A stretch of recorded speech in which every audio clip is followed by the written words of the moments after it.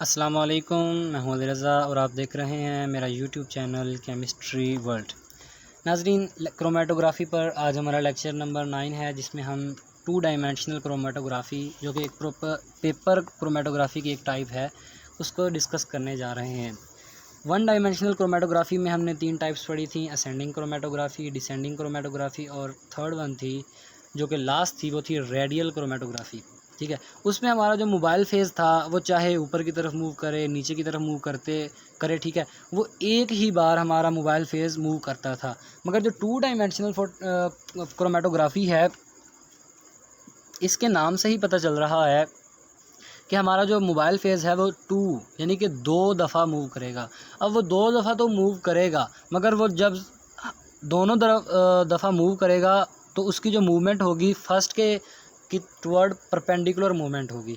अब ये प्रोसेस किस तरह होता है, ये मूवमेंट परपेंडिकुलर किस तरह होती है, ये हम कुछ इस तरह देखते हैं कि आपके पास फॉर एग्ज़ाम्पल वही हम प्रीवियस जो शुरुआती बातें होती हैं वही करेंगे कि एक बीकर है आपके पास, ठीक है, उसमें मिक्सचर मौजूद है। मिक्सचर में आपके पास 3 कंपोनेंट्स हैं, ठीक है, कंपोनेंट ए, कंपोनेंट बी और कंपोनेंट सी। इन कंपोनेंट्स को आपने सेपरेट करना है, मगर 2 डायमेंशनल क्रोमेटोग्राफ़ी की सूरत में करना है। अब मैं आपको इसका रीज़न भी बताऊंगा कि हम इनको कंपोनेंट्स जो हैं, ठीक है, इनको आप किस तरह 2 डायमेंशनल क्रोमेटोग्राफ़ी के ज़रिए करेंगे और क्यों करेंगे, क्या वजह पड़ी कि हमने 2 डायमेंशनल क्रोमेटोग्राफ़ी यूज़ की। ठीक है, चलें अब बात करते हैं कि 2 डायमेंशनल क्रोमेटोग्राफ़ी किस तरह हम यूज़ करेंगे। तो ये मिक्सचर पड़ा है हमारे पास, मिक्सचर ऑफ कंपोनेंट्स, ठीक है, जिन्हें हमने सेपरेट करना है। ये हमने मिक्सचर ऑफ कंपोनेंट्स है जिसे हमने सेपरेट करना है। अब आप क्या करेंगे, एक लेंगे आप पेपर लिया आपने, उस पर आपने बेस लाइन ड्रा की, ठीक है। बेस लाइन ड्रा करने के बाद आपने एक पिपेट के ज़रिए इसको उठाया, इसके कुछ एक ड्रॉप को, और इस पर गिराया, ठीक है। वही बातें पुरानी, अगर पिछले लेक्चर्स आपने देखे हैं तो आपको यहाँ तक बड़ा क्लियर पता होना चाहिए, ठीक है। तो मैं फिर भी बताता चलता हूँ कि कुछ बच्चे हमारे पास यहाँ इस वीडियो के बाद जुड़ेंगे तो उनके लिए भी आसानी हो जाए। हम जब इस पर एक बार एक ड्रॉप गिराएंगे ना, ठीक है, 1 ड्रॉप 1 टाइम, तो यहाँ पर हमारा जो ड्रॉप आएगा उसमें हमारे पास एक H2 होगा प्लस कंपोनेंट्स होंगे, ठीक है। तो हमें सिर्फ चाहिए सैचुरेटेड कंपोनेंट्स, ठीक है, सिर्फ कंपोनेंट्स चाहिए, उनका मिक्सचर चाहिए। तो इसको सैचुरेट करने के लिए हम क्या करेंगे, हम इसको ड्राई करेंगे 11 डिग्री सेंटीग्रेड पर, ठीक है, या इसे ड्राई एयर में से गुजारेंगे तो वो सिर्फ वाटर वेपोरेट हो जाएगा, ठीक है, वाटर हमारा वेपोरेट हो जाएगा और सिर्फ कंपोनेंट्स बच जाएंगे। तो सिर्फ हमारे पास यहाँ पर सैचुरेटेड मिक्सचर तब आएगा जब इस प्रोसेस को हम 3 to 4 टाइम्स यानी कि रिपीट करेंगे। एक बार हमने यहाँ पर ड्रॉप गिराया, फिर ड्रॉप गिराएंगे, फिर ड्रॉप, 4 बार इस प्रोसेस को आप रिपीट करेंगे। जब आप इस पर अपना मिक्सचर सैचुरेट कर लेंगे, ठीक है, बेस लाइन पर, अब आप इस को उठाएंगे और क्रोमेटोग्राफिक टैंक में ले जाएंगे, ठीक है। क्रोमेटोग्राफिक टैंक आपने जो ये प्रोसेस, आपने यहाँ पर एक बात ये याद रखनी है कि ये हमारे पास असेंडिंग जो क्रोमेटोग्राफी है ये वही है, ठीक है। असेंडिंग क्रोमेटोग्राफी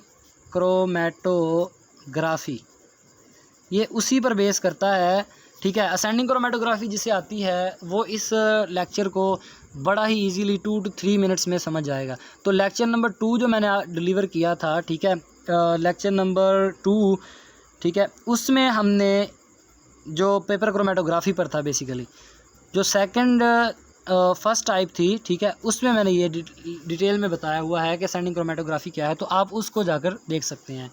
आपने क्या करना है, इसको हैंग करना है, ठीक है। यहाँ पर आपको पता है एक रॉड लगा होता है, आपने इस पेपर को उठाना है और हैंग कर देना है कुछ इस तरह कि जो यहाँ पर आपने क्रोमेटोग्राफिक टैंक में मोबाइल फ़ेज़ फिल किया हुआ है, मोबाइल फ़ेज़ आपके पास बेसिकली क्या होगा, मोबाइल फ़ेज़ आपके पास ऑर्गेनिक इन नेचर होगा। ऑर्गेनिक होगा मतलब ये हमारे पास नॉन पोलर होगा। अच्छा, कुछ बच्चों को शायद ये ना पता हो कि मोबाइल फेज़ क्या होता है। वो फेज़ जो कि फ्रीली मूव कर सकता है, ठीक है, वो हमारे पास मोबाइल फेज़ होता है। और वो फेज़ जो हमारे पास फ्रीली मूव नहीं कर सकता वो हमारे पास स्टेशनरी फेज़ होता है। अच्छा, यहाँ पर अब मोबाइल फेज़ की तो बात हो गई कि हमारे पास ऑर्गेनिक होता है, नॉन पोलर होता है, और यहाँ पर हमने फिल किया हुआ होता है। और नॉन पोलर कौन कौन से हो सकते हैं? क्लोरोफॉर्म, एसीटोन, ठीक है। ये बार बार मैं आपको इसलिए लिखवाता हूँ ताकि आपको एक आध तो याद रह जाएगा ना, ठीक है। तो इन नॉन पोलर की आप ये टाइप्स आप याद रखेंगे। तो मोबाइल फेज़ हमने यहाँ पर फिल किया होता है, और आपने ये याद रखना है कि जो कुछ आपका जो पेपर है क्रोमेटोग्राफिक पेपर, ठीक है, वो यहाँ से उसका कुछ हिस्सा डिप हो, और जो बेस लाइन आपने ड्रा किया है, जो जिस पर आपके कंपोनेंट मिक्सचर पड़ा है, वो डिप नहीं होना चाहिए, नहीं तो आपकी सेपरेशन नहीं होगी, ठीक है। जब आप इसको रख लेंगे तो आपको पता है स्टेशनरी फेज़ हमारा पेपर क्रोमेटोग्राफी में बेसिकली जो स्टेशनरी फेज़ होता है वो इसी पेपर में मौजूद होता है, क्योंकि पेपर हमारा सेलुलोज का मिलकर बना होता है। सेलुलोज का मिलकर बना होता है। तो सेलुलोज में मैंने आपको कितनी बार बता चुका हूँ कि इसमें हमारा थ्रेड लाइक स्ट्रक्चर होता है, और थ्रेड लाइक स्ट्रक्चर में हमारे वाटर मालिक्यूल्स जो होते हैं वो इंट्रैप होते हैं, और वाटर मालिक्यूल्स एज आ स्टेशनरी फेज़ काम करते हैं। स्टेशनरी फेज़ अगर हमारा वाटर है तो वाटर होता है हमारे पास पोलर, तो वाटर पोलर होगा, तो आपको पता है इसके उल्ट आपने जो है वो मोबाइल फेज़ लेना है, तो मोबाइल फेज़ आपका ऑर्गेनिक या नॉन पोलर होना बन जाता है ज़रूरी। तो आपने यहाँ पर इसको हैंग कर लिया, ये होता है आपका लिड। तो लिड का काम मैंने आपको बताया हुआ है कि जो ये जो ऑर्गेनिक सॉल्वेंट होता है, जो जिसको हम मोबाइल फेज़ कह रहे हैं, ये वोलेटाइल होता है और इवेपोरेट होता रहता है। तो इसके इंटरनल एटमॉस्फेयर को सैचुरेट करने के लिए ये होता है। तो यहाँ पर आप वही पुराना प्रोसेस आपका पूरा होगा, मोबाइल फेज़ अपवर्ड मूवमेंट करेगा और कंपोनेंट्स सेपरेट होंगे। तो जब तक ये यहाँ तक जब चला जाएगा, जिसे हम कहते हैं सॉल्वेंट फ्रंट, तो सॉल्वेंट फ्रंट की जब लाइन तक चला जाएगा तो आप इसको निकालेंगे, ठीक है, इस पेपर को इस टैंक में से, और फिर से इस जगह पर रखेंगे, ठीक है, इस जगह पर रखेंगे। ये आपकी आगे बेस लाइन, और ये कंपोनेंट्स आगे, ये कंपोनेंट स्पॉट्स आगे कि यहाँ आपके कंपोनेंट्स, ठीक है, सेपरेट हुए, और ये आपकी आगे सॉल्वेंट फ्रंट, ये आपकी बेस लाइन है, ठीक है, बेस लाइन, ये आपकी सॉल्वेंट फ्रंट है। या आप इसे सॉल्वेंट फ्रंट नहीं कहना चाहते, कुछ अजीब लगता है, तो फिनिशिंग लाइन भी कह सकते हैं यहाँ पर आप। अच्छा, ये तो आपका एक सिंपल वन डायमेंशनल क्रोमेटोग्राफी वाला मेथड हो गया। अब आपने क्या करना है कि इसको जो पेपर है दोबारा क्रोमेटोग्राफिक टैंक में हैंग करना है, मगर हैंग इस बार इस तरह करना है कि अगर आपके पास ये जो पेपर था आपने इस तरह हैंग किया था ना, देखें आपने ये जो पेपर था पहले आपने इस तरह हैंग किया था क्रोमेटोग्राफिक टैंक में, कि जो आपकी बेस लाइन थी वो यहाँ थी, ठीक है, और आपकी जो सॉल्वेंट फ्रंट बनी वो यहाँ पर बनी।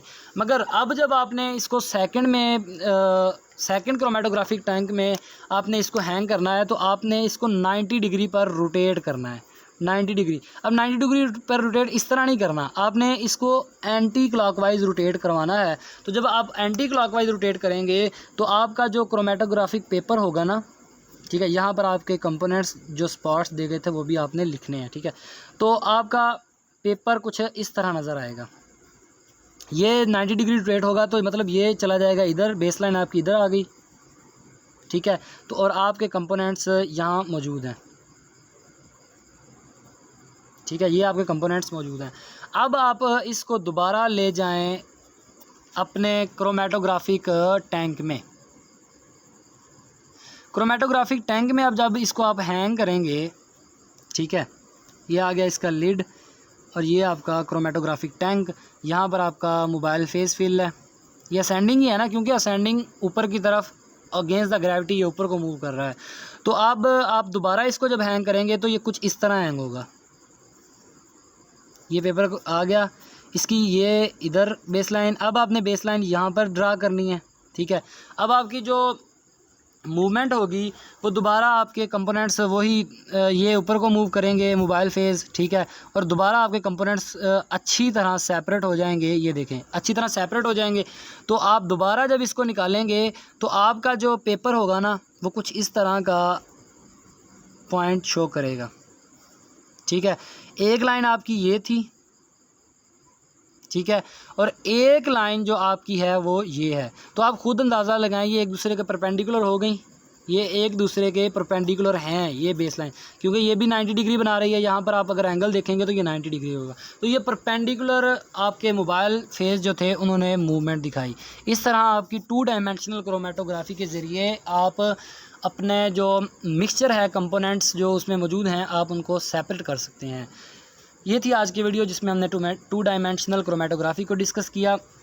नेक्स्ट लेक्चर में हम रिवर्स क्रोमेटोग्राफी है, एक छोटी सी टाइप है, हम उसको डिस्कस करेंगे और उसकी वजूहात देखेंगे कि उसको क्यों हम डिस्कस करते हैं। अल्लाह हाफिज़, अल्लाह निगहबान, थैंक्स फॉर वाचिंग।